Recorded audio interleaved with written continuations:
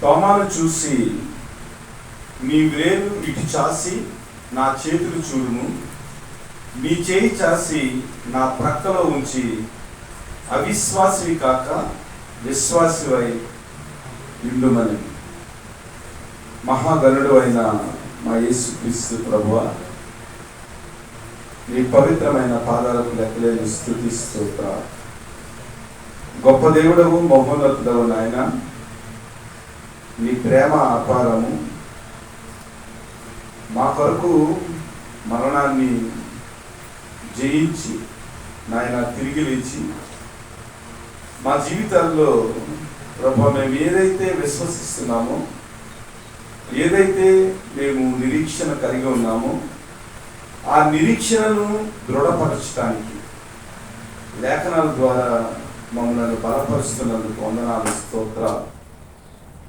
మనుషులుగా నాయన మేము అనేక విషయాల్లో నిన్ను చేరుకోలేకపోతాం. అయినప్పటికీ నీ లేఖనాల ప్రకారం మేము చేరుకుని నీ కృపలో మేము భద్రపరచబడి నీ శిష్యులుగా జీవించడానికి దేవా మీరు చూపిస్తున్న ప్రతి విధమైన మార్గాన్ని బట్టి వందనాలు, స్తోత్రాలు చెల్లించుకుంటూ అద్భుతమైన ప్రభు మేము నీ వాక్యాన్ని ధ్యానం చేయుచుండగా మీ ఆత్మను మాతో ఉంచి ప్రభు మీ కృపలో బలవంతులుగా ఉండటానికి సహాయం చేసి నడిపించమని వచ్చిన బిడ్డలందరినీ దీవించి ఆస్వాదించవలసిందిగా ఈ మనవులన్నీ పునరుద్ధానుడైన యేసుక్రీస్తు నామాన్ని అడిగి వేడుకుంటున్నాం పరమ తండ్రి. ఈరోజు మన సందేశం ఏమిటంటే, అవిశ్వాసివి కాక విశ్వాసివై ఉండరు. క్రైస్తవ జీవితానికి పునాది క్రీస్తు యొక్క పునరుత్థానం. క్రీస్తు మరణించి తిరిగి లేపబడకపోతే మనకు పునాది లేదు. క్రైస్తవులుగా మన యొక్క నిరీక్షణ, మన యొక్క విశ్వాసము, మన యొక్క సంతోషము, మన యొక్క సమాధానం ఏమిటంటే, ప్రభు అయిన యేసుక్రీస్తు వారు మరణాన్ని గెలిచి తిరిగి లేచారు. అలాగే క్రీస్తునందు విశ్వాసం ఉంచిన మనము కూడా క్రీస్తుతో పాటు లేపబడతాం. ఒకవేళ క్రీస్తు లేపబడలేదని మనం అనుకున్నట్లయితే మన విశ్వాసం అంతా కూడా వ్యర్థం. మనం ఇంకా పాపంలోనే జీవించి ఉన్నామని అర్థం. క్రీస్తు మరణాన్ని గెలిచి తిరిగి ఆయన లేవబట్టే మన విశ్వాసము రూఢి అయింది. మనము పాపము నుంచి విడిపించబడ్డాం. ఎందుకంటే పాపంలో ఉన్న ప్రతి వ్యక్తి కూడా మరణిస్తాడు. ఒకవేళ మన పాపములు విడిపింపబడలేదని మనం అనుకున్నాం అనుకోండి, అప్పుడు ఏమవుతుందంటే పాపంలో నుంచి మనము విడిపింపబడలేదని దానికి అర్థం అన్నమాట. అంటే యేసుక్రీస్తు వారు పునరుద్ధానం నుంచి మనకు నేర్పిస్తున్న పాఠం ఏమిటంటే, మన పాపములన్నీ కూడా పరిహరింపబడ్డాయి. మనమందరం కూడా క్రీస్తుతో పాటు పాపాన్ని మనము జయించాము. కాబట్టి మరణం నుంచి తిరిగి లేచామనేది పునరుద్ధానం యొక్క సందేశం. అయితే ప్రభువైన యేసుక్రీస్తు వారు శిష్యులతో 3.5 సంవత్సరాలు ఆయన గడిపాడు. యేసుక్రీస్తు యొక్క పునరుద్ధానం గురించి అనేక విషయాలు వారికి తెలియపరిచారు. ఇదిగో 3వ దినాన మరలా నేను తిరిగి లేస్తాను. తిరిగి లేవటమే కాదు కానీ నేను పునరుద్ధానం అయిన తర్వాత మీతో కొన్ని రోజులు ఉండి నేను ఆరోహణమయ్యి తండ్రి దగ్గరికి వెళ్ళిపోతాను. ఈ విషయాలన్నీ కూడా ప్రభువైన యేసుక్రీస్తు వారు శిష్యులకు బోధించారు. వారిలో విశ్వాసాన్ని పెంపొందించడానికి ప్రభువైన యేసుక్రీస్తు వారు ఎన్ని చేయాలో అన్ని చేశాడు. ఆయన సూచక క్రియలు చేశాడు. చనిపోయిన వారిని ఆయన లేవదీశాడు. గుడ్డి వారికి చూపునిచ్చాడు. పక్షవాయు గల వారిని ఆయన లేపాడు, స్వస్థపరిచాడు. మనుషులు ఏదైతే చేయలేరో ప్రతి దాన్ని కూడా ప్రభువైన యేసుక్రీస్తు వారు చేర్చి చూపించారు. చనిపోయిన వ్యక్తులను కూడా ఆయన తిరిగి లేపాడు. కానీ శిష్యుల యొక్క విశ్వాసంలో ఏదో కొంత లోటు ఉన్నట్లుగా మనకు కనబడతా ఉంది. కాబట్టి క్రైస్తవులమైన మనము క్రీస్తు యొక్క పునరుద్ధానం ద్వారా క్రీస్తు సమస్తాన్ని చేయగలడని, మనుషుల యొక్క సమస్త పాపములను ఆయన మరణములో ఆయన గెలిచి మరలా పునరుద్ధానుడై మనల్ని నీతిమంతులుగా చేసి పాపం నుంచి విడిపించాడని, మనము కేవలం క్రీస్తు యొక్క పునరుద్ధానం ద్వారా మనం పరిశుద్ధులమయ్యానని నమ్మాలి. ఎందుకంటే మొదటి వ్యక్తి అయిన ఆదాము పాపం చేసి మరణాన్ని గడించుకున్నాడు. మరణములో ఆయన ఊగిసలాడాడు. అదే కడపటి ఆదాముగా ప్రభువైన యేసుక్రీస్తు వారు వచ్చి ఆ మరణాన్ని జయించి మరణించిన ప్రతి వారు, క్రీస్తునందున్న ప్రతి వారు కూడా ధన్యులు. ఎందుకంటే వారు క్రీస్తు ద్వారా వారు పాపములు జయించబడి పాపములో వారు ఉన్న రీతి ఏదైతే ఉందో అది మరణం ద్వారా యేసుక్రీస్తు పునరుద్ధానంలోనికి రావడం ద్వారా ఏమైందంటే మరణాన్ని గెలిచారు. కాబట్టి ఏ వ్యక్తి కూడా పాపములో బంధింపబడి ఉండలేదు. యేసుక్రీస్తు ద్వారా ప్రతి వ్యక్తి కూడా పునరుద్ధానం చెందాడనే విషయాన్ని మనం లేఖనాల ద్వారా అర్థం చేసుకుని క్రీస్తులో విశ్వాసం ఉంచి మన జీవితాన్ని ఏం చేయాలంటే ముందుకు యేసు యొక్క సేవలో, క్రీస్తు యొక్క పరిచర్యలో, యేసుక్రీస్తు యొక్క ఆ శక్తి చేత మనం నడిపింపబడి యేసుక్రీస్తు కొరకు మనము మంచి వ్యక్తులుగా, ఆయనను మహిమపరిచే వ్యక్తులుగా మనం ఉండాలనేది పునరుద్ధానం యొక్క ముఖ్యమైన సందేశం. ఇక్కడ చూసినట్లయితే ప్రభువైన యేసుక్రీస్తు వారు ఆయన తిరిగి లేస్తాడని వారికి తెలిసినా కూడా వీరు ఆదివారం పెందలకడనే లేచి కొంతమంది స్త్రీలు, మగ్దలేని మరియా, వారితో పాటు ఇంకా ఉన్న అనేక మంది స్త్రీలు వీరందరూ ఏం చేశారంటే ఆదివారము పునరుద్ధాన దినాన్న సమాధి దగ్గరికి వచ్చి వారు చూశారు. యేసు ప్రభు యొక్క సమాధికి మరి ఆ సుగంధ ద్రవ్యాలు పూయటానికి వారు వచ్చారు. వచ్చితే ఇక్కడ మనము గమనించవలసిన విషయాల గురించి ఆలోచన చేసినట్లయితే యేసుక్రీస్తు లేచాడని వారు రాలేదు, కానీ ఆయన పునరుద్ధానం చెందాడని వారు రాలేదు, కానీ వారు దేవుని యొక్క మరి ఆ యొక్క సమాధిలో పెట్టబడిన ఆ శరీరం ఏదైతే ఉందో ఆ శరీరాన్ని అలంకరించడానికి వారు వచ్చారు. వచ్చినప్పుడు ఏమైందంటే ఆ యొక్క సమాధిలో ఖాళీ సమాధి కనపడుతుంది. ప్రభువైన యేసుక్రీస్తుని మరణించిన తర్వాత పెట్టిన ఆ శవంగా ఉన్న శరీరం ఏదైతే ఉందో అది కనపడకుండా మొత్తం అంతా కూడా ఖాళీ సమాధి కనపడింది. ఆ ఖాళీ సమాధి ఎంత చక్కగా ఉందంటే అది చాలా క్రిస్టల్గా, అంటే చాలా తేట తెల్లముగా ప్రభువైన యేసుక్రీస్తు లేచాడనే దానికి ఒక గొప్ప రుజువుగా ఉంది. ఎందుకంటే సమాధిని భద్రపరిచినప్పుడు వారు ఏం చేశారంటే రాయిని వేశారు, రాయిని వేసి చాలా భద్రపరిచారు, అక్కడ సైనికుల్ని పెట్టారు. అనేక రకాలుగా ప్రభువైన యేసుక్రీస్తుని శిష్యులు నమ్మలేదు, కానీ ప్రభువుని హింసించిన వ్యక్తులు చాలా గట్టిగా నమ్మారు. ఇదిగో ప్రభువైన యేసుక్రీస్తు వారు ఆయన మాట్లాడాడు, మూడో రోజున తిరిగి లేస్తానన్నాడు, కాబట్టి ఆయన లేస్తాడు. కాబట్టి చాలా కట్టుదిట్టముగా ప్రభువైన యేసుక్రీస్తు యొక్క సమాధిని భద్రపరచాలని రాయి వేసి సీలు వేసి అక్కడ చాలా మంది సైనికులను కాపలా పెట్టారు. అయినప్పటికీ కూడా ప్రభువైన యేసుక్రీస్తు వారు మరి తిరిగి లేవటం వల్ల, ఆయన యొక్క పునరుద్ధాన శక్తి వల్ల ఆయన బయటికి వచ్చినప్పుడు వీరు వెళ్ళి సమాధిని చూసితే ఆ సమాధిలో రాయ తీయబడి ఉంది, చాలా బలమైన రాయ. అలాంటిది రాయ వీరు శిష్యులు అలాగే మొట్టమొదటిగా స్త్రీలు వచ్చినప్పుడు ఆ రాయి తొలగించబడి ఖాళీ సమాధి వచ్చింది. వీరు చూసి ఆశ్చర్యపోయారు, ఏంటి ఖాళీ సమాధి ఉంది ఏంటి, ప్రభువైన యేసుక్రీస్తుని ఎవరైనా ఎత్తుకుని పోయారా, మనకు తెలియకుండా ఏమి జరిగిందని కంగారు పడిపోయి స్త్రీలందరూ కూడా పరిగెత్తుకుని వచ్చి అక్కడున్న శిష్యులకి వారందరికీ చెప్పారు. శిష్యులకి చెప్పినప్పుడు పేతురు గారు అలాగే యోహాను గారు వీరందరూ కూడా వెంటనే సమాధి దగ్గరికి వచ్చేసారు. సమాధి దగ్గరికి వచ్చేటప్పటికి అక్కడ నారబట్టలు, అలాగే తలకు చుట్టిన రుమాలు, అలాగే ప్రభువైన యేసుక్రీస్తు వారు వదిలిపెట్టిన ఆ బట్టలు అన్నీ కూడా ఒక చోట పెట్టి ఉండటం చూశారు.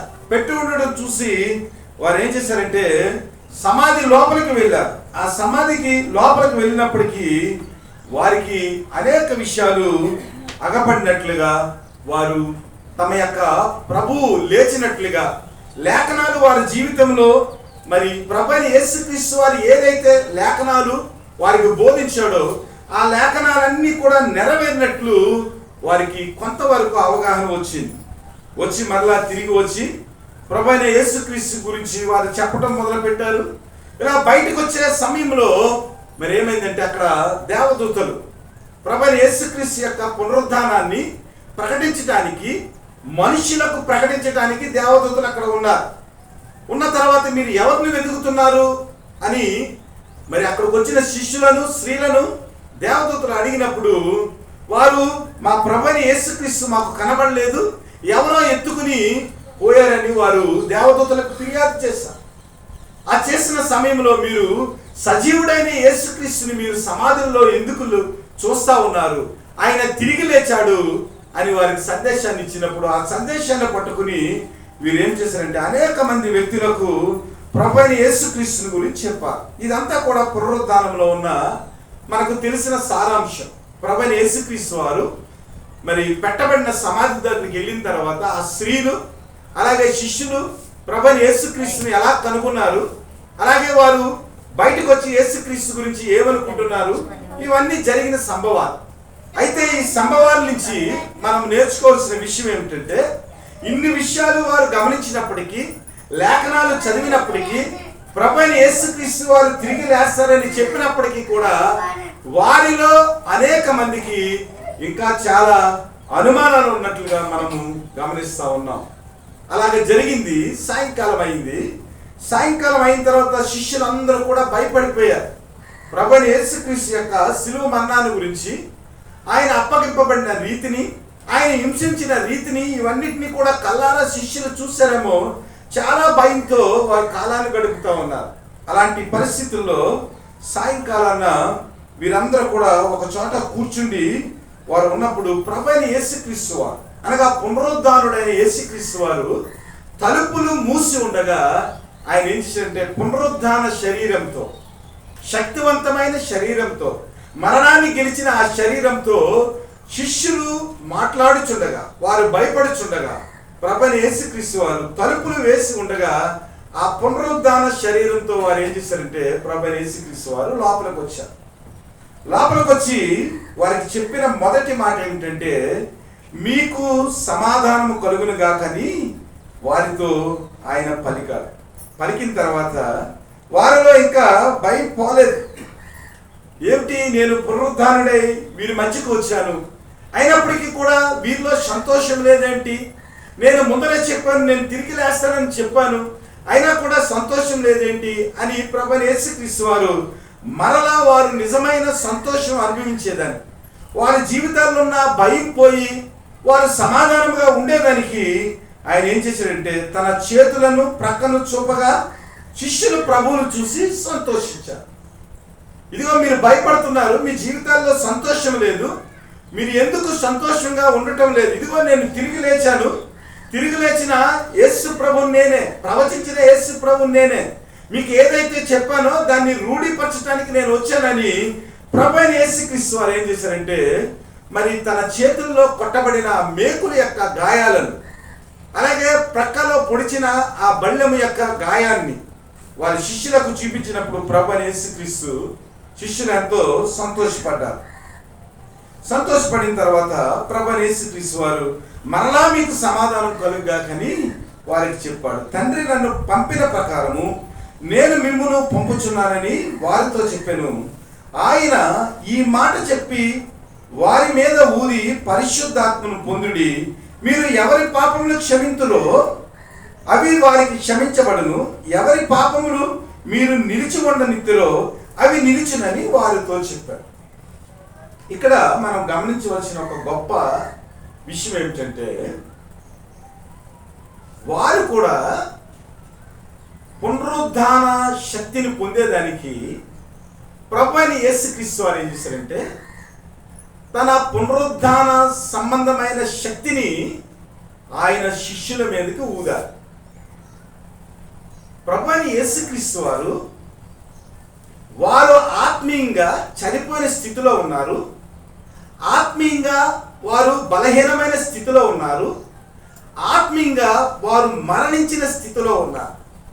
కాబట్టి ప్రభువైన యేసుక్రీస్తు వారు మరలా ఏం చేశారంటే, తన పరిశుద్ధాత్మను లేదా తన యొక్క ఊపిరిని ఊది పరిశుద్ధాత్మ ద్వారా ఆత్మీయంగా వారిని మరలా జీవింపజేశారు. ఇది మనము చాలా జాగ్రత్తగా ఆలోచించవలసిన విషయం. ఎప్పుడైతే మనం ఆత్మీయ స్థితిలో పడిపోతామో అప్పుడు మనం ప్రార్థన చేసినప్పుడు పరిశుద్ధాత్మని శక్తి ద్వారా లేదా యేసుక్రీస్తు యొక్క పునరుద్ధాన శక్తి పరిశుద్ధాత్మని మనం ప్రార్థన చేయటం వల్ల మనం పొందుకుని క్రీస్తులో నిలబడేదానికి దేవుడు సహాయం చేస్తాడు. ఇది చాలా మనం ఆలోచించవలసిన విషయం. కొన్ని లేఖనాల గురించి మనం ఆలోచన చేద్దాం. ఇక్కడ ఆగుదాము. ప్రభువైన యేసుక్రీస్తు వారు ఎందుకు వారి మీద ఊది పరిశుద్ధాత్మను అనుగ్రహించాడు అనేది మొట్టమొదటిగా మనం చూసినట్లయితే యోహాను సువార్తలోనే ప్రభువైన యేసుక్రీస్తు వారు లేపబడతారనే లేఖనాలని అధ్యయనం చేద్దాం. యోహాను శుభవార్త 5వ అధ్యాయము 26వ వచనం. మొట్టమొదటిగా ప్రభువైన యేసుక్రీస్తు వారు ఎలా లేచాడు అనేది ఆలోచన చేద్దాం.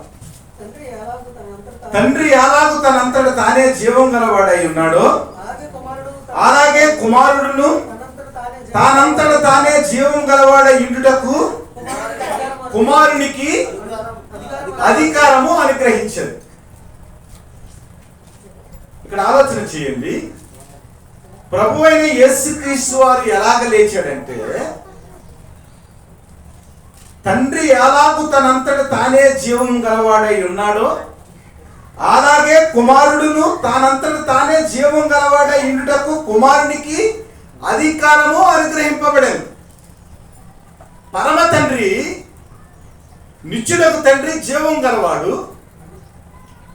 జీవం గల తండ్రి ఎలాగైతే నిత్యము జీవించుచున్నాడో అలాగే తండ్రితో సమానమైన కుమారుడు ప్రభువైన యేసుక్రీస్తు ఆయన కూడా తనంతట తానే జీవం గలవాడై ఉండుటకు కుమారునికి అధికారము అనుగ్రహించెను. అనగా ప్రభువైన యేసుక్రీస్తు మీద మరణానికి ఏ విధమైన శక్తి లేదు. మరి ప్రభువైన యేసుక్రీస్తు వారు ఎందుకు మరణించారయ్యా? ప్రభువైన యేసుక్రీస్తు వారు మరి తన తండ్రికి ఎందుకు తన ఆత్మను అప్పగించారయ్యా అంటే మనము తెలుసుకునేదానికి.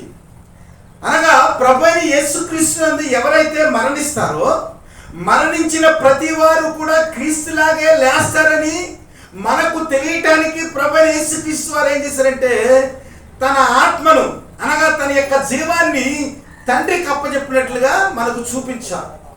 ఇక్కడ మనం చూసినట్లయితే తండ్రి, కుమార, పరిశుద్ధాత్మ ఏకత్వము కలిగిన దేవుడు. అనగా తండ్రి ఎలాగైతే జీవం గలవాడో అలాగే కుమారుడు కూడా జీవం గలవాడు.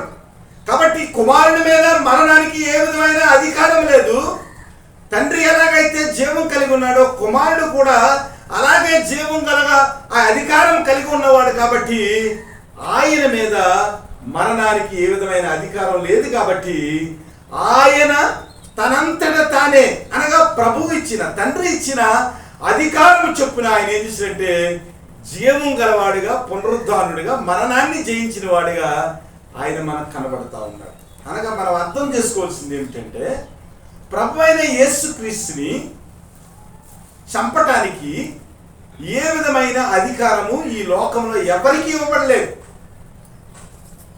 ప్రభువైన యేసుక్రీస్తు ఎందుకు మరణించాడంటే మనము కూడా మరణించిన తర్వాత ప్రభువైన యేసుక్రీస్తు నందు ఎవరైతే విశ్వాసం ఉంచుతారో విశ్వాసం ఉంచిన ప్రతి వారి జీవము యేసుక్రీస్తులో దాచబడి ఉంది కాబట్టి మరలా ప్రభువైన యేసుక్రీస్తు వారు వచ్చిన తర్వాత క్రీస్తునందు మృతులైన వారు ప్రతి వారు కూడా లేస్తారు కాబట్టి ఆ సాదృశ్యమును గమనించి ప్రభువైన యేసుక్రీస్తునందు విశ్వాసం ఉంచి అవిశ్వాసులు కాకుండా ఆయనలో మనం కట్టబడేదానికి ప్రభువైన యేసుక్రీస్తు వారు మరణించి తిరిగి లేచారు. కానీ ఆయన మరణించకుండానే ఆయన కార్యం చేయగలడు, మరణించకుండానే మనల్ని విమోచించగలడు. కాకపోతే మన జీవితాల్లో మనం మరణించిన తర్వాత ఏమవుతామనే ఆ సంశయం ఉంటుంది.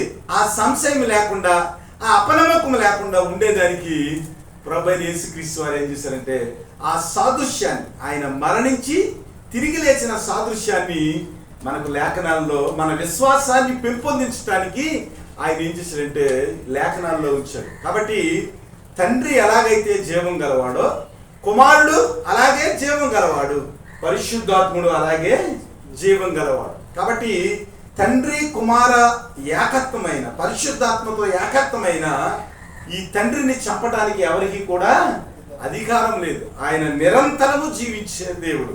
కాబట్టి ప్రభువైన యేసుక్రీస్తు వారు ఎలాగ లేచారనేది ఏ విధమైన సందేశం మనకు ఉండకూడదు. తండ్రి ఎలాగైతే జీవం గలవాడో అలాగే కుమారుడు కూడా జీవం గలవాడు. దీన్ని రూఢిపరచడానికి 10వ అధ్యాయం, యోహాను శుభవార్త 10వ అధ్యాయము 28వ వచనం ఒకసారి చూడండి. నేను వాటికి నిత్య జీవం ఇచ్చుచున్నాను గనుక అవి ఎన్నటికి నశింపవు, ఎవడను వాటిని నా చేతిలో నుండి అపహరింపడు. ఒకసారి చూడండి 18వ వచనం ఒకసారి చదవండి. ఎవడను నా ప్రాణమును తీసుకొనడు, నా అంతటి నేనే దాన్ని పెట్టుచున్నాను. దాన్ని పెట్టుటకును నాకు అధికారం కలదు, దాన్ని తిరిగి తీసుకున్నటకును నాకు అధికారం కలదు. నా తండ్రి వలన ఈ ఆజ్ఞ పొందుతున్నాను. చూసారా, ఎవడును నా ప్రాణమును తీసుకొనడు, నా అంతటి నేనే దాన్ని పెట్టుచున్నాను. దాన్ని పెట్టుటకు నాకు అధికారం కలదు, దాన్ని తిరిగి తీసుకున్నటకు నాకు అధికారం కలదు. నా తండ్రి వలన ఈ ఆజ్ఞ. రామా సైనికులు ఏమనుకుంటారంటే ప్రభువైన యేసుక్రీస్తుని మేము చంపేస్తామని అనుకుంటా ఉన్నారు. వారికి తెలియని విషయం ఏమిటంటే ప్రభువైన యేసుక్రీస్తు యొక్క ప్రాణాన్ని తీసేదానికి ఎవరికి అధికారం లేదు. ఆయన మానవుల యొక్క విమోచన కొరకు మానవులందరూ కూడా మరణించి తిరిగి లేస్తారని మనం అర్థం చేసుకునేదానికి ప్రభువైన యేసుక్రీస్తు వారు మరణించి తిరిగి లేచాడు. మన కొరకు ఏం చేశాడు? ఆయన ప్రేమతో ఆయన మరణాన్ని తనకు తానే ఆయన అప్పచెప్పుకున్నాడు. అలాగే మన కొరకు ప్రాణం ఇవ్వాలని, ఆ ప్రాణం ఇవ్వటం ద్వారా మనం విమోచించబడతామని తెలిసేదానికి మన కొరకు ఆయన కేవలం మనుషుల కొరకు తన ప్రాణాన్ని కలువరి శిలువలో పెట్టాడు. మరలా ఏం చేశాడంటే అధికారం గల దేవుడు కాబట్టి మరలా దాన్ని తీసుకున్నాడు. అదే చెప్తున్నాడు 28వ వచనంలో, నేను వాటికి నిత్య జీవం ఇచ్చుచున్నాను గనక అవి ఎన్నటికి నశింపవు, ఎవడును వాటిని నా చేతిలో నుంచి అపహరింపడు. మన కొరకు చెప్తా ఉన్నాడు, నేను ఎలాగైతే నా ప్రాణాన్ని పెట్టడానికి తిరిగి తీసుకుంటానికి అధికారం ఎలాగైతే ఉందో, అలాగే నన్ను విశ్వసించిన వారు ఎవరైతే ఉన్నారో వారందరికీ కూడా నేను నిత్య జీవం ఇస్తున్నాను కనుక అవి ఎన్నటికి కూడా చనిపోవు, ఎవడును వాటిని నా చేతిలో నుంచి అపహరింపడు. ఇవన్నీ కూడా ప్రభువైన యేసుక్రీస్తు వారు శిష్యులకు ముందే చెప్పేశాడు. అయ్యా, నా ప్రాణాన్ని నేను పెట్టగలను, నా ప్రాణాన్ని నేను మరలా తీసుకునగలను, అలాగే నా యందు విశ్వాసం ఉంచిన మీకు కూడా నిత్య జీవాన్ని ఇస్తున్నాను, మీరెవరు కూడా నశింపరు, మిమ్మల్ని ఎవరిని కూడా మరి నా చేతిలో నుంచి, బలమైన నా చేతుల్లో నుంచి మరి సాతాను మిమ్మలను అపహరింపడు, ఎందుకంటే నేను సర్వాధికారం కలిగిన దేవుడిని ఆయన శిష్యులకు ముందే చెప్పాడు. అయినా కూడా వారి జీవితాల్లో అవిశ్వాసం. 16వ అధ్యాయము 22వ వచనం, అటువలే మీరును ఇప్పుడు దుఃఖపడుచున్నారు గాని మిమ్మును మరలా చూసేదను, అప్పుడు మీ హృదయం సంతోషించును, మీ సంతోషమును ఎవడను మీ యొద్ద నుండి తీసివేయడు. ప్రభువైన యేసుక్రీస్తు వారు సిలువకు అప్పగించబడతా ఉన్నారు. పరిస్థితులన్నీ కూడా ప్రభువైన యేసుక్రీస్తు మరణానికి దగ్గరికి వచ్చేసింది. శిష్యులు ఎంతో కలవరపడతా ఉన్నారు. కలవరపడుతున్న సమయంలో మీరు కలవరపడకండి, ఇదిగో గోధుమ గింజ భూమిలో పడితేనే కానీ మరలా అది ఎలాగైతే మొలకెత్తదో, మరలా ఎలాగైతే జీవంలోనికి రాదో, అలాగే నేను మరణిస్తాను, గోధుమ గింజలాగా మరణిస్తాను. మరణించిన తర్వాత మరలా నేనేం చేస్తాను, పునరుద్ధానం చెందుతాను అని శిష్యులకు చెప్పి ఈ మాటలు చెప్పాడు. ఇదిగో ఇప్పుడు నన్ను చూసి మీరు దుఃఖపడుతున్నారు, కానీ నేను తిరిగి లేచిన తర్వాత మరలా నన్ను చూస్తారు, అప్పుడు మీ హృదయం సంతోషిస్తుంది. మీ సంతోషమని ఎవడో కూడా మీ యొద్ద నుండి తీసివేయడం అంటున్నాడు. ఈ విషయాలన్నీ కూడా ముందరే ప్రభువైన యేసుక్రీస్తు వారు శిష్యులకు చెప్పాడు. అయినా కూడా శిష్యుల్లో మనుషుల రీతిగా వారికి ఒకంత అనుమానము ఉంది. అందువలన ప్రభువైన యేసుక్రీస్తు వారు ఏం చేశారంటే మరలా శిష్యులను ఆయన పునరుద్ధాన శరీరంతో దర్శించి వారికి సమాధానము కలుగుగాకని వారు సందేహపడుతున్నప్పుడు వారి యొక్క సందేశాన్ని తీర్చేదానికి ఏం చేశాడంటే ప్రభువైన యేసుక్రీస్తు వారు తన చేతుల యొక్క గాయాలను, తన పక్కన ఉన్న గాయాలను వారికి చూపించి వారిని ప్రభువైన యేసుక్రీస్తు వారు సంతోషింపజేసి మరలా వారిలో ఒక కొత్త శక్తిని వారికి ప్రసాదించి వారితో ఏం చెప్తున్నాడంటే, మీరు ఎవరి పాపములు క్షమించారో అవి వారికి క్షమించబడును, ఎవరి పాపములు మీరు నిలుచుండనిత్తురో అవి నిలుచునని చెప్పారు. ఇది కొంత అర్థం అవ్వాల్సిన పాయింట్. పాపములు క్షమించే అధికారం ఎవరికి ఉంది? దేవుడికి ఒక్కరికే ఉంది. అసలు సిలువ వేయడానికి కూడా కారణం ఇది ఒకటి. ప్రభువైన యేసుక్రీస్తు వారు స్వస్థపరిచినప్పుడు ఏమనివనంటే, నీ పాపములు క్షమించబడి ఉన్నావు గనక ఇక నుంచి పాపం చేయకుండా నువ్వు పరిశుద్ధంగా జీవించని చెప్పారు. యూదులందరూ ఏమనుకున్నారంటే, ఎవడు వీడు మనుషులుగా ఉన్నాడు, మనుషుల యొక్క పాపములను క్షమించడానికి దేవుడికి ఒక్కడికే అధికారం ఉంది కదా, వీడు మనుషులై ఉండి పాపములు క్షమించబడ్డాయి అని అంటున్నాడు ఏంటని వారు ఏం చేశారంటే ప్రభువైన యేసుక్రీస్తు మీద వారు కక్ష కట్టారు. ప్రభువైన యేసుక్రీస్తు వారు అన్నారు, ఇదిగో పరుపునెత్తుకుని నడవమంటం సులువా, పాపములు క్షమించబడ్డాయని అంటం సులువా అంటే వారికి కన్ఫ్యూషన్ అయిపోయింది. అయితే ప్రభువైన యేసుక్రీస్తు వారు దాన్ని మరలా రూఢిపరిచారు. ఇక్కడ మీరు ఎవరి పాపములు అయితే క్షమించారో అవి క్షమించబడతాయి, ఎవరి పాపములు నిలుచుండనిత్తురో అవి నిలిచి ఉండునని వారితో చెప్పారు. ఇక్కడ మనం అర్థం చేసుకోవాల్సింది ఏమిటంటే, పాస్ట్ గారు పాపములు క్షమించబడుగా కంటే క్షమించబడు. ఎందుకంటే పాస్ట్ గారు ఎవరు? మనుషులకి అధికారం లేదు, దేవుడికి ఒక్కడికే ఉంది. అంటే దీని యొక్క అర్థం ఏమిటంటే,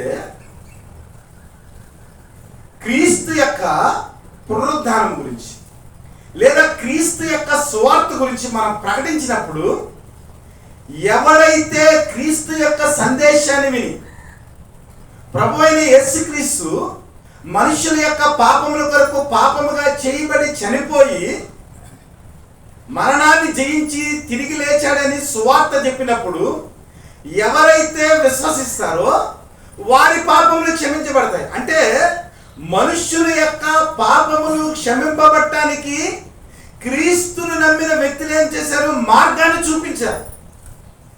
ఆ మార్గాన్ని ఎవరైతే విశ్వసిస్తారో వారి యొక్క పాపములన్నీ కూడా క్షమింపబడతాయి. అనగా శిష్యులు సువార్త ప్రకటించినప్పుడు లేదా దేవుని నమ్మిన వ్యక్తులు సువార్త ప్రకటించినప్పుడు ఎవరైతే పాపములు ఒప్పుకుని క్రీస్తు దగ్గర పాప క్షమాపణ పొందుతారో వారి పాపములు క్షమించబడతాయి. అలాగ మనం ఏం చేస్తామంటే వారి యొక్క పాపములు క్షమింపబడేదానికి మనము క్రీస్తు అనే మార్గాన్ని వారికి బోధిస్తా ఉన్నాం.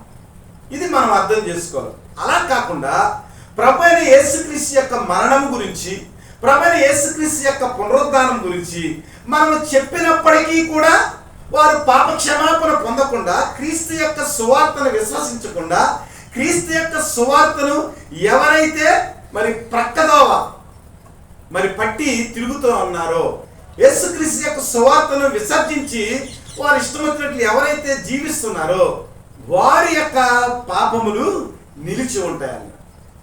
ప్రభువైన యేసుక్రీస్తు వారు అద్భుతాలు చేసినప్పుడు కూడా ఇదే మాట ఉంది. మనుష్య కుమారుణ్ణి ఒకవేళ మీరు విసర్జించినప్పటికీ కూడా మీరు క్షమింపబడతారు, కానీ పరిశుద్ధాత్మను గనక మీరు విసర్జించినట్లయితే, పరిశుద్ధాత్మని గనక మీరు వ్యతిరేకించినట్లయితే ఎప్పటికీ కూడా మీకు పాప క్షమాపణ లేదన్నాడు. అంటే దీని అర్థం ఏమిటి? దేవుని యొక్క వాక్యము పరిశుద్ధాత్మ శక్తితో దేవుని యొక్క వాక్యం నీ దగ్గరికి వచ్చినప్పుడు పరిశుద్ధాత్మని యొక్క వాక్కులను విసర్జించి ప్రభువైన యేసుక్రీస్తుని విశ్వసించకుండా నీవు ఉండినట్లయితే ఎప్పటికీ కూడా నీకు పాప క్షమాపణ రాదు.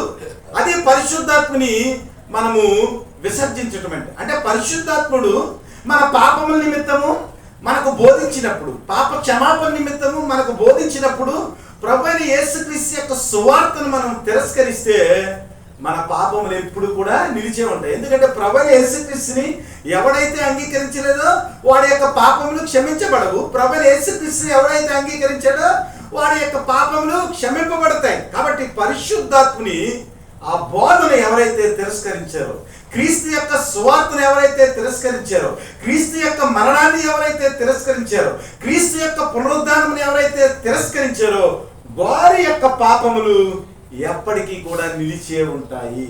కేవలము క్రీస్తును నమ్ముకున్న వ్యక్తులుగా మనం ఏం చేస్తున్నాం అంటే మార్గాన్ని తెరుస్తా ఉన్నాం కాబట్టి ఆ మార్గంలో ఎవడైతే వస్తాడో వాడి పాపములు క్షమించబడతాయి. ఆ మార్గాన్ని ఎవరైతే తిరస్కరిస్తారో వారి పాపములు నిలిచి ఉంటాయి. కాబట్టి మనుషులు పాపాన్ని క్షమించలేరు, కానీ పాపములు క్షమింపబడటానికి క్రీస్తు అనే మార్గాన్ని శిష్యులు చూపిస్తారు. అందువల్ల ఎవరి పాపములు క్షమింతురో అవి వారికి క్షమించబడును, ఎవరి పాపములు మీరు నిలుచుండనిద్దరో అవి నిలుచుండునని వారితో చెప్పారు. ఇలాగ చెప్పిన తర్వాత ఈ లోపల దిదుమానబడిన తోమా వచ్చాడు. శిష్యుల్లో తోమా వచ్చాడు. వచ్చిన తర్వాత ప్రభువైన యేసుక్రీస్తు వారు ఇలాగ చెప్పి వెళ్ళిపోయారు. వెళ్ళిపోయిన తర్వాత శిష్యులు అందరూ అన్నారు, ప్రభువైన యేసుక్రీస్తుని మేము చూసాము, ఆయన పునరుద్ధారణై వచ్చాడు, మాకు రుజువులు చూపించాడని అక్కడ ఉన్న శిష్యులు తోమాకు చెప్పారు. చెప్పిన తర్వాత తోమా ఏమంటున్నాడంటే, నేను ఆయన చేతులలో మేకుల గుర్తులు చూసి నా వ్రేలు ఆ మేకుల గుర్తులో పెట్టి నా చేయి ఆయన ప్రక్కలో ఉంచితేనే కానీ నమ్మనని వారితో చెప్పారు. శిష్యులు ఏం చెప్పారంటే, ఇదిగో ప్రభువైన యేసుక్రీస్తు వారు వచ్చారు, ఆయన గాయాలు చూపించారు, పక్కలో బల్లెపు పోట్లు కూడా చూపించారు. అంటే తోమా అన్నాడు, మీరు చూశారు కానీ నేను ఆయన గాయపడిన ఆ చేతులలో ఆ మేకులు గుర్తును చూసారా, అందులో నా చెయ్యి పెట్టి చూస్తేనే కానీ, ఆ పక్కలో పొడవబడిన ఆ బల్లెపు పోటు యొక్క గాయంలో నా చెయ్యి పెట్టి చూస్తేనే కానీ యేసుక్రీస్తుని నేను నమ్మనని చెప్పాడు. చెప్పిన తర్వాత 8 దినాలు అయిపోయింది. 8 దినాలు అయిపోయిన తర్వాత మరలా శిష్యులందరూ కూర్చున్నారు. ప్రభువైన యేసుక్రీస్తు వారు మొదట కనిపించినప్పుడు తోమా లేడు. ఆ తర్వాత శిష్యులందరూ తోమాతో కలిసి కూర్చున్నారు. కూర్చున్న తర్వాత మళ్ళా తలుపులన్నీ మూసేస్తున్నాయి. మూసేసిన తర్వాత ప్రభువైన యేసుక్రీస్తు వారు మళ్ళా పునరుద్ధాన శరీరంతో వచ్చి మీకు సమాధానం కలుగునుగా అన్నాడు. అంటే మొట్టమొదటిగా శిష్యులతో ఎలాగైతే మాట్లాడాడో అలాగే శిష్యులందరూ తోమాతో కలిసి కూర్చున్నప్పుడు కూడా మీకు సమాధానం కలుగుగాకని అన్నాడు. అన్న తర్వాత తోమాను చూశాడు. తోమాను చూసి, తోమా నీ వ్రేలు ఇటు అటు చాచి నా చేతులు చూడుము, నీ చేయి చూసి నా ప్రక్కలో ఉంచి అవిశ్వాసివి కాక విశ్వాసివై ఉండుమని. అందుకు తోమా ఆయనతో, నా ప్రభువా నా దేవా నేను యేసు, నీవు నన్ను చూసి నమ్మితివి, చూడక నమ్మిన వారు ధన్యులని అతనితో చెప్పాడు. ఈ రోజున ప్రభువైన యేసుక్రీస్తుని నమ్మకపోవటానికి కారణం ఏమిటంటే ఇదొకటి, మనుషులకి సైన్స్ అండ్ టెక్నాలజీ పెరిగిపోయింది. సైన్స్ అండ్ టెక్నాలజీ పెరిగిపోయి ప్రతిదానికి కూడా రుజువులు కావాలంటున్నారు. అంటే సైన్స్ అండ్ టెక్నాలజీ పెరిగిపోయినప్పుడు వచ్చే నష్టం ఏమిటంటే విశ్వాస స్థాయి తగ్గిపోతుంది. విశ్వాసం యొక్క స్థాయి ఏమవుతుంది? సైన్స్ పెరిగే కొద్దీ తగ్గిపోతూ ఉంటారు. కానీ ఒక్కొక్క స్టేజ్కి వెళ్ళిన తర్వాత మనుషులకి కొన్ని అర్థం కాని విషయాలు ఉంటాయి. మానవుని యొక్క శరీర ధర్మశాస్త్రాన్ని గురించి ఆలోచన చేసినప్పుడు మానవుని యొక్క కణాలలో, మానవుని యొక్క శరీర ధర్మంలో, మానవుని యొక్క శరీర సృష్టిలో అనేక విషయాలు ఇంకా మనుషులు కనుగొలేకపోతున్నారు. మనుషుడు ఈ భూలోకంలోకి వచ్చి అనేక వేల సంవత్సరాలు అయిపోయింది. కానీ ఈ మనుషుల యొక్క శరీర రీతి గురించి ఎన్ని సంవత్సరాలు అధ్యయనం చేసినప్పటికీ వారికి అంతుపట్టని విషయాలు అనేక రకాలు ఉన్నాయి. మనం మానవుని యొక్క శరీరంలో ఉన్న అనేక విషయాలు మనుషులకు అర్థం కావట్లేదు. ఎందుకంటే దాని గురించి ఇప్పుడు మనం మొదలు పెట్టామనుకోండి, ఆ సెల్ బయాలజీ గురించి, డిఎన్ఏ గురించి, ఆ లోపల ఉన్న కణాల గురించి, ఆ న్యూరాలజీ నరాల గురించి, అన్నిటి గురించి మనం మాట్లాడామనుకోండి, మన సమయం సరిపోదు.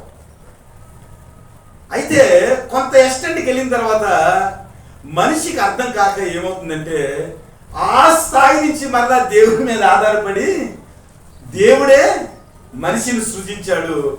దేవునికి అంత జ్ఞానం లేకపోతే మనిషి శరీరంలో ఇన్ని మార్పులు జరిగి ఉండవని మరలా ఏం చేస్తున్నారంటే బాగా చదివిన వ్యక్తులు కూడా మరలా క్రీస్తు వైపుకి వారు వస్తూ ఉన్నారు.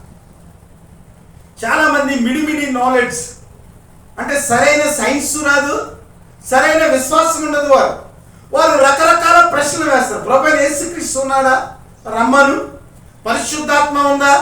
ఉంటే ఇక్కడ ఆయన యొక్క చర్యను చూపించమను అని రకరకాలుగా వారు అనేక రకాల ప్రశ్నలు వేస్తూ ఉంటారు. కానీ సైన్స్కి అందని విషయాలు విశ్వాసంతో మనం ఆలోచన చేస్తే దేవుడు ఆ జ్ఞానాన్ని ఇచ్చి నువ్వు ఏదైతే దేని గురించి అయితే నువ్వు ఆలోచన చేస్తున్నావో, ఏ విషయం అయితే నీకు తెలియలేదు, ఏ విషయం అయితే నీకు మరుగుపడి ఉందో ఆ విషయాన్ని దేవుడి దగ్గరికి వచ్చి ప్రార్థించినప్పుడు ఆయన ఏం చేస్తారంటే అది కూడా నీకు తెలియపరుస్తాడు. అందుకనే తోమ దగ్గరికి వచ్చి, తోమా ఇదిగో నువ్వు అనుకున్నట్లుగా నా గాయాలలో వేలు పెట్టి నా ప్రక్క బల్లెపోటులో నువ్వు వేలు పెట్టి నన్ను చూసి నీవు ఇక నుంచి నీవు అవిశ్వాసమే కాక విశ్వాసము కలిగి. తోమాకు అర్థమైపోయింది ప్రభువైన యేసుక్రీస్తు యొక్క ఆ పునరుద్ధాన శక్తి ఏమిటో, ఆయన పునరుద్ధాన శక్తితో మాట్లాడిన మాట ఏమిటో అతనికి అర్థమైపోయింది. నిన్న బన్ను నేను కూడా డిస్కస్ చేస్తూ ఉన్నప్పుడు కొన్ని విషయాలు మేము సైన్స్ గురించి మాట్లాడినప్పుడు ఒక విషయం మాకు తట్టింది. అదేమిటంటే మనుష్యుడు రొట్టె వల్ల కాదు కానీ దేవుని నుంచి వచ్చి ప్రతి మాట వల్ల వాడు జీవిస్తాడనే విషయం గురించి. అంటే మనిషి భోజనం లేనప్పటికీ కూడా దేవుని మాటలో ఉన్న శక్తి చేత అనేక సంవత్సరాలు జీవించగలడు. దాన్ని మనం ఎలాగా మనము రుజువుపరచగలమై అంటే ఈ పునరుద్ధానం వల్లే మనం తెలుసుకుంటాం. మనం చనిపోతామండి, చనిపోయి పాతి పెట్టబడి అనేక సంవత్సరాలు మన సమాధిలో ఉంచబడతాం. అనేక సంవత్సరాలు సమాధిలో ఉంచబడిన తర్వాత ప్రభువైన యేసుక్రీస్తు వారి ఆర్భాటంతోనూ బోరతోనూ వచ్చి ఒక కేక వేస్తాడు. ఎలాగ వేస్తాడంటే లాజరుని టక్కని కేక వేసేదాడు, బిగ్గరగా కేక వేసేటప్పటికి సమాధిలో నుంచి లాజరు ఎలాగైతే బయటికి వచ్చాడో కొన్ని వందల సంవత్సరాలు గతించిన తర్వాత ప్రభువైన యేసుక్రీస్తు వారు తన యందు మరణించిన ప్రతి వారికి ఒకే ఒక కేక వేసి ఏమవుతుందంటే మరణించిన ప్రతి మనిషి కూడా తిరిగి అంటే మనుష్యుడు రొట్టె వల్ల కాదు కానీ దేవుని నుంచి వచ్చే ప్రతి మాట వల్ల వాడు జీవిస్తాడు. అనగా మృతుడైన ప్రతి వాడు కూడా ప్రభువైన యేసుక్రీస్తు వారు ఆర్భాటంతోనూ బోరతోనూ ప్రధాన శబ్దంతోనూ ఆయన వచ్చినప్పుడు, ప్రధాన దూతలతో వచ్చినప్పుడు ఒకే ఒక కేక వేస్తాడు. అప్పటి వరకు భోజనం లేకుండా మట్టిలాగా కలిసిపోయిన మనిషి దేవుని యొక్క మాట చేత ఆత్మతో ఏం చేస్తారంటే మరలా తిరిగి లేస్తాడు. అంటే మనం అధ్యయనం చేస్తే, ఆ మాట గురించి ఆలోచన చేస్తే దేవుడు మన కార్యవిలేషన్ ఇస్తాడు. మనుష్యుడు రొట్టె వలన కాదు కానీ దేవుని నుంచి వచ్చే మాట వలన వాడు జీవిస్తాడు. ఎన్ని సంవత్సరాలు జీవిస్తాడంటే, ఎన్ని సంవత్సరాలు నువ్వు సమాధిలో ఉన్న దేవుడు ఒకే ఒక మాట అంటే వెంటనే తిరిగి మనము లేస్తాం. ఈ మాట ఎప్పుడైతే అన్నాడు, అనగా పునరుద్ధాన శరీరంతో వచ్చిన క్రీస్తు యొక్క మాట ఎప్పుడైతే అన్నాడో వేలు పెట్టలేదు కానీ అర్థమైపోయి దేవన్నాడంటే, ప్రభువా నా దేవా అని యేసుక్రీస్తు పాదాల మీద పడిపోయాడు. మొట్టమొదటిగా ప్రభు అయిన యేసుక్రీస్తుని లార్డ్ అని పిలిచిన వాడు తోమ. నా ప్రభువా నా దేవా, ఈ మాట ఎవ్వరు పలకలేదు ప్రభు అయిన యేసుక్రీస్తుని గురించి. మొట్టమొదటిగా విశ్వాసంతో దేవుణ్ణి ప్రభువుగా, దేవుడిగా అనగా రక్షకుడుగా, భవిష్యత్తులో సర్వ జనాంగాన్ని ఏలే మెస్సయ్యగా, రాజుగా మొట్టమొదటిసారిగా తోమ ఏం చేశాడంటే ప్రభు అయిన యేసుక్రీస్తుని నా ప్రభువా నా దేవాని అన్నాడు. అప్పుడు ప్రభు అయిన యేసుక్రీస్తు వారు ఏమన్నారంటే, నీవు నన్ను చూసి నమ్మితివి, చూడక నమ్మిన వారు ధన్యులని అతనితో చెప్పాను. మరి ఈ మాటలో మనం ఉన్నామా? తోమ చూసి నమ్మాడండి. యేసుప్రభు యొక్క గాయాన్ని చూసి, ఆ పక్కలో బల్లెపు కోటి యొక్క గాయం చూసి తోమ గారిని నమ్మారు. మరి ప్రభు యేసుక్రీస్తుని మనం చూడలేదు కదా, మరి మనం నమ్ముతున్నామా? ఈరోజు పాఠం అంటే అవిశ్వాసే కాక విశ్వాసమై ఉండాలి. ప్రభు యేసుక్రీస్తుని చూడక నమ్మిన వారు ధన్యులు అన్నారు. ఆ ధన్యుల యొక్క వరుసలో మనం ఉన్నామా లేదా? ఇది మనం వేసుకోవాల్సిన ప్రశ్న. ప్రభు అయిన యేసుక్రీస్తుని చూడక నమ్మిన వారిలో మనం ఉన్నామా లేదా? ఒకవేళ చూసి నమ్మిన వారు తప్పిపోయారు, చూడక నమ్మిన వారు ప్రభు కొరకు స్థిరమైన సేవ కూడా చేశారు. ఆ తర్వాత దేవుని యొక్క శక్తి వారి మీద ఊదిన తర్వాత ఈ 12 మంది కూడా దేవుని కొరకు ప్రపంచాన్ని గెలిచిన వారుగా కనబడతా ఉన్నారు. మరి వారికంటే మనం ధన్యులమని ప్రభు యేసుక్రీస్తు యొక్క మాట చేత ధన్యులమని పిలువబడుతున్నాం కదా. వారు చూసి దేవుని యొక్క సేవ చేశారు, మనం చూడకుండా ధన్యులమని ప్రభు చేత మనం బిరుదు పొందాం. మరి చూడక నమ్మిన వారు ధన్యులంటే, చూసి నమ్మిన వారి కంటే చూడక నమ్మిన వారు ఇంకా సేవ ఎక్కువ చేయాలి కదా. చూసి నమ్మిన వారి కంటే చూడక నమ్మిన వారు చూసి నమ్మిన వారు చూడక నమ్మిన వారు మన సబ్జెక్ట్. కాబట్టి చూడక నమ్మిన వారమైన మనము చూసి నమ్మిన వారి కంటే ఇంకా ఎక్కువ విశ్వాసాన్ని మనం ప్రదర్శించాలి కదా. ఎందుకంటే వారికి లేఖనాలు లేవు, మనకు లేఖనాలు ఉన్నాయి. వారికి కొంతవరకే బోధ ఉంది, కానీ మనకు యేసుక్రీస్తు యొక్క బోధతో పాటు శిష్యుల బోధ కూడా ఉంది. మనకి వారికి పాత నిబంధన ప్రవక్తల యొక్క బోధ ఉంది, యేసుక్రీస్తు యొక్క బోధ ఉంది, కానీ ఇక్కడ ఉన్న శిష్యుల బోధ లేదు. మనకైతే పాత నిబంధన బోధ ఉంది, యేసుక్రీస్తు యొక్క బోధ ఉంది. అలాగే శిష్యులు వారు పునరుద్ధాన శక్తిని పొందుకుని చేసిన ఆశ్చర్య కార్యం యొక్క బోధ కూడా మనకు ఉంది. మరి ఇంత ఇన్ఫర్మేషన్ మనకు ఉంది కదా. మరి శిష్యుల కంటే మనం ఎక్కువ విశ్వాసాన్ని ప్రదర్శించి ప్రభు అన్నట్లుగా మనం ధన్యులుగా ఉండగలుగుతున్నామా? లేకపోతే చనిపోయిన తర్వాత మనం లేస్తామో లేమో, ఏదో బైబిల్లో రాయబడి ఉందని ఈ లోకం మట్టికే ప్రభుని యేసుక్రీస్తుని విశ్వసిస్తున్నామా అనేది మనం ఏం చేయాలంటే ఒక ప్రశ్న వేసుకోవాలి.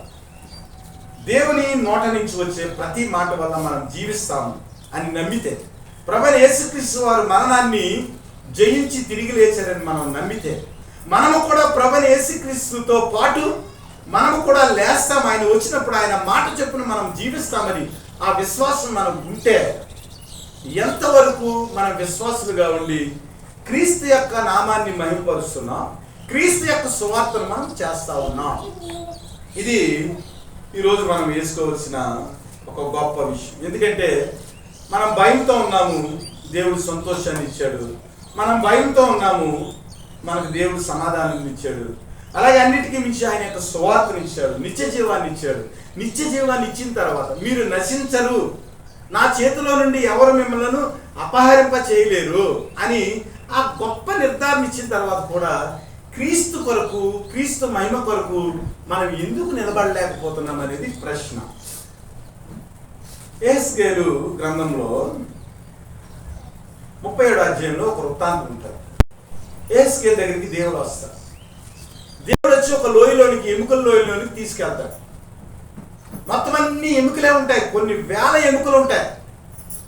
వచ్చి దేవుడు ఏమంటాడంటే, ఇదిగో నేను ప్రవచించమని నేను అంటున్నాను, నా ఆత్మ నీకు ఇస్తా ఉన్నాను, నువ్వు ప్రవచించిన తర్వాత నా ఆత్మ చేత ఈ ఎండిపోయిన ఎముకలన్నీ కూడా జీవంలోనికి వచ్చేస్తాయని చెప్తాడు. ఈ మాట చదువుదాం, ఒకే ఒక మాట చదువుదాం. యెహెజ్కేలు 37వ అధ్యాయము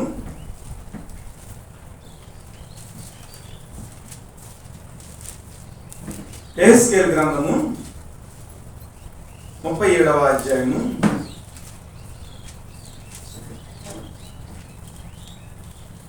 12వ వచనం చదవండి. కాబట్టి ప్రవచనం ఎత్తి వారితో ఇట్లను, ప్రభువు యెహోవా సెలవిచ్చినదేమనగా, నా ప్రజలారా మీరున్న సమాధులను నేను తెరిచెదను, సమాధులలో నుండి మిమ్మును బయటకు రప్పించి ఇశ్రాయేలు దేశంలోనికి తోడుకుని వచ్చేదను. నా ప్రజలారా నేను సమాధులను తెరచి సమాధుల్లో ఉన్న మిమ్మును బయటికి రప్పించగా నేను యెహోవానై ఉన్నానని మీరు తెలుసుకుందురు. మీరు బ్రతుకున్నట్లు నా ఆత్మను మీలో ఉంచి మీ దేశంలో మిమ్మల్ని నివసింపజేసేదను. యెహోవానకు నేనే మాట ఇచ్చి దానిని నెరవేరుతునని మీరు తెలుసుకుందురు. ఎప్పుడైతే యెహెజ్కేలుని నీవు ప్రవచనం ఎత్తి నా ఆత్మ చేత నువ్వు పలుకని అన్నాడో, యెహెజ్కేలు ఏం చేశాడంటే వెంటనే ఆ ఎముకల్లోకి వచ్చాడు. 9వ వచనంలో మనం చూసినట్లయితే, అప్పుడు ఆయన, నరపుత్రుడా, జీవాత్మ వచ్చినట్లు ప్రవచించి ఇట్లను, ప్రభువు యెహోవా సెలవిచ్చినది ఏమనగా, జీవాత్మ నలుదిక్కుల నుండి వచ్చి అతులైన వీరు బ్రతుకున్నట్లు వారి మీద ఊపిరి విడుము. ఈ ఊపిరిని పట్టుకోండి, మీరు ఊపిరిని విడుము. ఆయన నాకు ఆజ్ఞాపించినట్లు నేను ప్రవచింపగా జీవాత్మ వారిలోనికి వచ్చెను. వారు సజీవులై లేచి లెక్కింప సఖ్యము కాని మహాసైన్యమై. చూసారా, దేవుని యొక్క ఆత్మ ఎప్పుడైతే యెహెజ్కేలు మృతులైన వారిపైన ఆయన ఊదాడో, ఎప్పుడైతే ప్రభు యొక్క ఆ ఊపిరి విడిచాడో, ఈ వెంటనే ఎముకలకన్నీ ఏమైందంట, చర్మము కప్పి నరములు వచ్చి దాని మీద మాంసం పొదిగి చర్మాన్నంతటినీ కప్పేసినాయి. అంటే ఎముకలన్నీ అక్కడ ఉన్నాయంట. ఎప్పుడైతే దేవుని యొక్క ఊపిరి ఊదాడో, ఎప్పుడైతే దేవుని మాటతోటి ప్రవచించాడో, ఈ ఎముకల మీదకి ఏమొచ్చిందంట, చర్మం వచ్చిందంట. ఆ చర్మం లోపల మరలా నరాలు వచ్చినాయంట. ఆ నరాల పైన మరలా ఏమొచ్చింది, మరలా చర్మం వచ్చిందంట. చూసారా, వచ్చి ఏమైందంటే మొత్తం అంతా కూడా మనిషి ఆ ఎముకల నుంచి ఏమైందంటే మనిషి తయారైంది. మనం కూడా పునరుద్ధానం అయినప్పుడు ఇలాగే జరుగుతుంది. ఈ సన్నివేశాన్ని ఎందుకు చెప్పానంటే, ప్రభువైన యేసుక్రీస్తు వారు బోరతో వచ్చినప్పుడు ఈ ఎముకల మీద ఏమవుతుందంటే చర్మం వచ్చేస్తుంది, నరాలు వచ్చేస్తాయి. ఆ తర్వాత మరలా మాంసం వచ్చేస్తుంది. మాంసం వచ్చేసి దేవుని యొక్క ఊపిరి చేత ఏమవుతామంటే మరలా మనం మనుషుల కింద లేచి నిలబడతాం. ఇక్కడ ఎముకల లోయ ఏదైతుందో, ఎముకలు ఎలాగైతే నిలబడి మహాసైన్యం అయిందో, అలాగే మనం కూడా ప్రభువైన యేసుక్రీస్తు వారు వచ్చినప్పుడు మనం కూడా ఎముకలమైన మనం ఏం చేస్తామంటే మనుషులుగా మారి, దేవుడు ఆ ఇచ్చిన శక్తి చేత, ఆ ఊపిరి చేత సమాధిలో నుంచి మనం లేపబడి ప్రభు మనలను ఆయన లేపాడు. ఆయన శక్తి చేత, ఆయన ఊపిరి చేత మరలా మనం మనుషులమయ్యామని దేవుని యొక్క మహిమను ఆ రోజున మనము తెలుసుకుంటాం. అందుకనే యెహెజ్కేలులో ఇది రాయబడి ఉంది. అసలు దీనికి ఇంకా విశ్వాసం ఉంటే ఎంత సింపుల్గా మనకు వాక్యం అర్థమవుతుందంటే, ఆది కాండంలోనే వాక్యం అర్థమైపోవాలి. నరుణ్ణి మట్టితో చేసినండి దేవుడు, మట్టితో చేసి ఆ మట్టిలోనికి దేవుని యొక్క ఊపిరి అలా ఊదగా ఏమైంది? నరుడు జీవాత్మ అయింది. ఇందులో ఏమైనా కన్ఫ్యూజన్ ఉందా? కానీ మనం నమ్ముతలేదు. నమ్మక ఏం చేసినంటే చనిపోయిన తర్వాత మళ్ళీ ఎముకలు ఎలాగా బయటకు వస్తాయా అది కూడా చెప్పాడు. యోబు అన్నాడు, ఇదిగో ప్రభు దేవుని ఆత్మ నా మీద ఊదగా నేను మనుషుడిగా ఉంటున్నాను. ప్రభు లేఖనాలు నమ్మితే మనకి ఏ విధమైన కన్ఫ్యూజన్ ఉండదు. చర్మం ఎలాగొస్తుంది, నరాలు ఎలాగొస్తాయి, ఊపిరి ఎలాగొస్తుంది, చనిపోయినోడు ఎలాగ లేస్తాడు, ఇలాంటి అపనమ్మకాలన్నీ ఉంటాయి. అసలు మట్టిలో జీవాన్ని ఊపితేనే నరాలు వచ్చినాయి.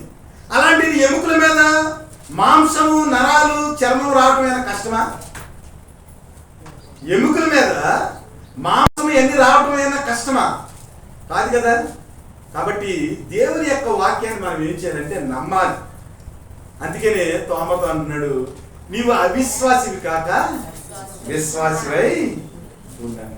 కాబట్టి మన జీవితంలో ఈ విశ్వాసాన్ని మనం పెంపొందించుకుని క్రీస్తు యొక్క పునరుద్ధానాన్ని నమ్మి మనం ఏం చేయాలంటే ఆయన యొక్క ప్రేమను ఇతరులకు చాటేవారిగా, ఎవరైతే పాపంలో నిలిచి ఉన్నారో దేవుని యొక్క మరణ పునరుద్ధానాలను చాటడం వల్ల వారిని పాపం నుంచి విడిపించి క్రీస్తు యొక్క పునరుద్ధానంలోనికి మనము లేపాలి. ఎబ్రీ 11వ అధ్యాయంలో చూసినట్లయితే మీరు ఇంటికి వెళ్ళి చదవండి. విశ్వాసమును బట్టి హానోకు, విశ్వాసమును బట్టి అబ్రహాం, విశ్వాసమును బట్టి మోసే, విశ్వాసమును బట్టి యాకోబు, విశ్వాసమును బట్టి అనేక మంది స్త్రీలు ఏం చేశారంటే పునరుద్ధానం వల్ల తమ భర్తలను పొందుకున్నారంట. మరి శ్రేష్టమైన పునరుద్ధానం కొరకు కొంతమంది ఎదురు చూస్తా ఉన్నారు. విశ్వాసమును బట్టి ఇలా చూసినట్లయితే విశ్వాసంలో సమస్తము కూడా దాగి ఉందని మనం ఏం చేయాలంటే తోమలా కాకుండా మనము మరి చూడక నమ్మిన వారం కాబట్టి తోమా కంటే కూడా ఎక్కువ శ్రమించేయాలి. ఆ తర్వాత తోమా యొక్క జీవితాన్ని చూసినట్లయితే మరి ఇండియాకు వచ్చాడు, అనేక అద్భుతాలు చేశాడు. ఏదైతే విశ్వసించాడు, ఏదైతే ప్రభుని యేసుక్రీస్తుని కల్లారా చూశాడు, ప్రభుని యేసుక్రీస్తు మాట ఏదైతే ఉందో, ఆయన ఊపిరి ఏదైతే ఉందో, ఆయన ఆత్మ ఏదైతే ఉందో, ఆయన మాట ఇచ్చిన ఆ శక్తి ఏదైతే ఉందో దాన్ని బట్టి భారతదేశానికి వచ్చి భారతదేశంలో ఉన్న అనేక మందిని క్రీస్తు కొరకు గెలవగలిగాడు. కేవలము విశ్వాసాన్ని బట్టి దేవుని యొక్క ఆ పునరుద్ధాన శక్తిని పొందుకుని భారతదేశానికి సువార్త తెచ్చిన మొట్టమొదటి సువార్త సైనికుడు ఎవరంటే మనం అవిశ్వాసం అనుకున్నాం, కానీ విశ్వాస అయిన తర్వాత దేవుని యొక్క శక్తి చేత అనేక విషయాలు మరి ఆయన చేసినట్లుగా మనం చూస్తాం. కాబట్టి దేవుడు మనల్ని తిరిగి లేపగల సమర్థుడని మనం విశ్వసించి మనం ఏం చేయాలంటే దేవుని యొక్క ఈ పునరుద్ధానం గురించి ప్రకటించేవారిగా మనం ఉండాలి. పేతురు రాసిన 1వ అధ్యాయం చదివేసుకుందాం. 3-5 వచనాలు. మన ప్రభువు యేసుక్రీస్తు తండ్రి అయిన దేవుడు స్తుతింపబడును గాక. మృతుల్లో నుండి యేసు తిరిగి లేచుట వలన జీవముతో కూడిన నిరీక్షణ మనకు కలుగునట్లు, అనగా అక్షయమైనదిను నిర్మలమైనదిను వాడబారదునైన స్వాస్థ్యము మనకు కలుగునట్లు ఆయన తన విశేష కనికరము చొప్పున మనలను మరలా జన్మింపజేసి. ఈ పాయింట్ పట్టుకోవాలి. ఆయన ఏం చేశాడు? మనలను మరలా జన్మింపజేసాడు. అంటే మనం ఆల్రెడీ యేసుక్రీస్తుని నమ్ముకున్నప్పుడు మనం పునరుద్ధానం చెందేశాం. ఈ మాటను మనం విశ్వసించాం. ప్రభువైన యేసుక్రీస్తు మృతుల్లో నుండి తిరిగి లేచడం వల్ల జీవముతో కూడిన నిరీక్షణ మనకు కలిగినట్లు, అది ఎప్పటికీ వాడబారకుండా నిర్మలంగా ఎప్పటికీ కూడా నిలిచి ఉండేదిగా